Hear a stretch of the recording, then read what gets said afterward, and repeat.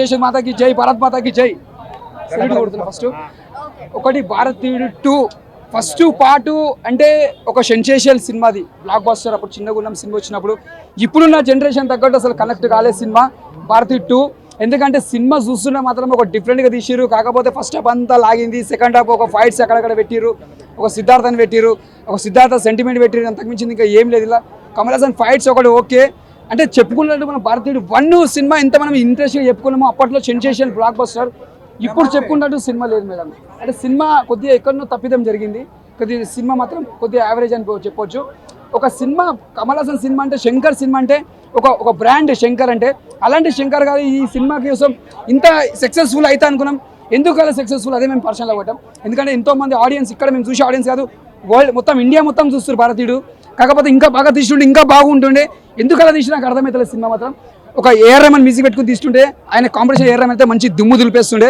Anirudh music మాత్రం అది మాత్రం ఒకటి అది మాత్రం బేకార్ అన్నది. అంటే అవినీతిలో ఎట్లా లంచం ఎట్లా తీసుకొని పేదలను ఎట్లా ముంచిరు, అదొకటి ఫైట్స్ అంటే అది బాగుంది సీన్స్.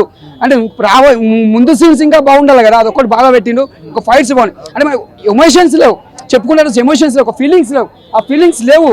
అయితే శంకర్ సినిమా అంటే ఒక జెంటిల్ మ్యాన్, ఒక అపరిచితుడు.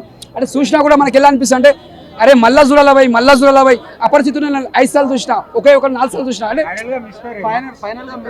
అంటే నేను డిసప్పాయింట్ అంటే బాధ అనిపించింది అన్న. ఎందుకంటే శంకర్ అంటే నా ఫేవరెట్, ఆయన బాధ అనిపించింది. మూవీ చాలా బాగుంది బ్రో, ఎక్సలెంట్గా ఉంది. సో కమల్ హాసన్ యాక్టింగ్ అయితే నెక్స్ట్ లెవెల్. అసలు మూవీలో ప్రజెంట్ జరిగే సిచ్యువేషన్ చాలా క్లియర్ కట్ గా చూపించారు bro Shankar. So direction excellent గా ఉంది. అండ్ సిద్ధార్థ్ యాక్టింగ్ అయితే సెంటిమెంటల్ గా సూపర్ ఉంది అసలు. సో ఎవరు బ్రో బాగాలేదండి, ఎవరు మైండ్ సెట్ బాగాలేదు, కానీ మూవీ అయితే ఎక్సలెంట్గా ఉంది అసలు. సో కమల్ హాసన్ యాక్టింగ్ అయితే సూపర్గా ఉంది. అండ్ అన్నీ కూడా చాలా బాగున్నాయి బ్రో. సో పార్ట్ 1తో కంపేర్ చేస్తే పార్ట్ 2 చాలా బాగుంది. అండ్ ప్రజెంట్ సమాజం జరిగే నిజాలన్నీ కూడా క్లియర్ కట్గా చూపించారు. లంచమే తీసుకోకూడదని చెప్పి బాగా చూపించాడు. పార్ట్ 3 ఉంది. సో పార్ట్ 3లో కొన్ని నెక్స్ట్ జరిగే సన్నివేశాలను చూపిస్తారన్నమాట. సో మూవీ చాలా బాగుంది. ట్రైలర్ బాగుంది బ్రో, ట్రైలర్ బాగుంది. అంటే రెండు బెటరే, రెండు చాలా బాగున్నాయి. సో మూవీ అయితే చాలా బాగుంది బ్రో. క్లైమాక్స్ చాలా బాగుంది. అంటే లైక్ పార్ట్ 3 కోసం పార్ట్ 2 కొంచెం క్లోజ్ చేశాడు, కానీ ఓవరాల్ గుడ్ మూవీ. సో ప్రతి ఒక్కరు థియేటర్కి వచ్చి చూడండి. మెసేజ్ చాలా బాగుంది బ్రో. రియల్ గా చెప్పాలంటే ప్రజెంట్ అలాగే జరుగుతున్నాయి. సో లంచం తీసుకుని చాలా మంది వచ్చే గవర్నమెంట్ జాబులు రాక, సో ఆయన రియల్ సిచ్యువేషన్స్ అన్ని కూడా. సో శంకర్ బాగా చూపించాడు, డైరెక్షన్ చాలా బాగుంది. అవును నిజమే, శంకర్ మన కమల్ హాసన్ ఎంత క్యారెక్టర్ ఉందో, సో సిద్ధార్థ్ కూడా అంతే. Both are lead. 100% కనిపించింది. విజువల్ గ్రాఫిక్స్ కానీ, మెసేజ్ ఓరియంటెడ్ కానీ, సో టేకింగ్ కానీ చాలా సూపర్ గా ఉంది. యా, యూత్ కూడా మంచి మెసేజ్ ఉంది. సో ఎవరు కూడా కరప్షన్ చేయకూడదు, లంచం తీసుకోకూడదు అని చెప్పి చాలా క్లియర్ కట్ గా చూపించాడు. So overall good movie. చాలా మంది నెగిటివ్ గా మాట్లాడి నెగిటివ్ టాక్ ఇస్తున్నారు. సో నెగిటివ్ అసలు ఏమీ లేదు బ్రో, నిజంగా అంతా పాజిటివ్ ఉంది. మూవీ వచ్చి చూస్తే అర్థమవుతుంది అందరు కూడా. పార్ట్ 3 ఉంది, ఎక్స్పెక్ట్ చేయడం కాదు. ఓకే, బాగానే ఉందన్న. యావరేజ్ టాక్ చెప్పొచ్చు. నా పర్సెప్షన్ లో నేనైతే చెప్పగలుగుతాను యావరేజ్. కానీ డైరెక్షన్ అయితే పర్లేదు, శంకర్ గారి డైరెక్షన్ అయితే పర్లేదు. ఇంకేదో ఎమోషన్ కనెక్ట్ చేద్దామని అనుకుంటాడు, కానీ లోపల సినిమాలో ఉన్నంతసేపు బాగానే అనిపిస్తుంది. సినిమా అయిపోయిన తర్వాత బయటకు వచ్చిన తర్వాత మనకి అంత కనెక్ట్ అవ్వదు. సినిమా చూసినా నాకు ఫీలింగ్ అయితే రాదు. పర్లేదు.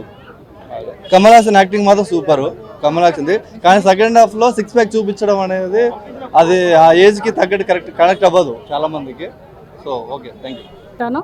కానీ యూత్ లో నుంచే మార్పు రావాలి. బాగుంది. సిద్ధార్థ్ లుక్ మారలేదు. అది కమల్ హాసన్ గారు ఇప్పుడు మనం చూసి దాదాపు 26 ఇయర్స్ అయింది కదా, అప్పటి నుంచి ఇప్పటికి కమల్ హాసన్ గారు కానీ అలానే సిద్ధార్థను కానీ లుక్ మాత్రం చేంజ్ కాలేదు. ఇంకా 3 కోసం కూడా వెయిట్ చేస్తున్నారు. ఇప్పుడు 3 ఉంటుందని నేను ఫస్ట్ అనుకోలేదు, కానీ ఇప్పుడు 3 కూడా ఉంటుందని చెప్తున్నారు. శంకర్ గారు అన్ని ఏజ్ గ్రూప్ని గ్యాదర్ చేయాలని తీశారనిపించింది నాకు ఈ సినిమా. ఎందుకంటే పిల్లలకేమో ఇప్పుడు అంతా చూస్తున్నాం కదా, ఈ రోబోట్ లాగా ఉండటం పిల్లలు ఇష్టపడతారు. యూత్ అంటే ఒక కాన్సెప్ట్, మా పెద్దవాళ్ళు ఇంకొక భారతీయుడు అంటే మన పాత భారతీయుని, ఓల్డ్ భారతీయుని గుర్తు చేశారు. మైండ్ అంతా చాలా ఎక్స్పెక్టేషన్స్తో ఉన్నారు అనిపించింది చూడగానే. కానీ కొంచెం లెంత్ ఎక్కువైంది అనిపించింది నాకు. సినిమా అంతా ఓకే, బాగానే ఉంది, అందరిని రీచ్ అవ్వాలని తీశారు. సిద్ధార్థ బాగా చేశాడు, బాగానే చేశాడు.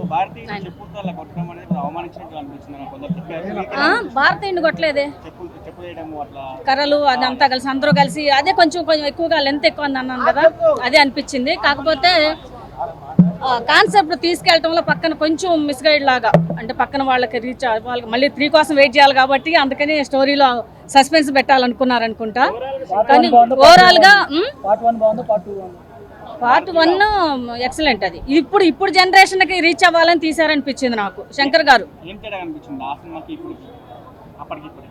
అప్పుడు ఏజ్ కూడా అప్పుడు 26 ఇయర్స్ బ్యాక్ కదా, అప్పుడు మైండ్ జనరేషన్ కూడా వేరే ఉంది, మన ఆలోచన విధానం కూడా అప్పుడు వేరే ఉంది, ఇప్పుడు ఇంకా ఫాస్ట్గా ఉంది. ఆ ఫాస్ట్కి తగ్గట్టే తీసారనిపించింది. పర్లేదు, బాగుంది, చూడాలి. అయితే అందరూ చూడాలి.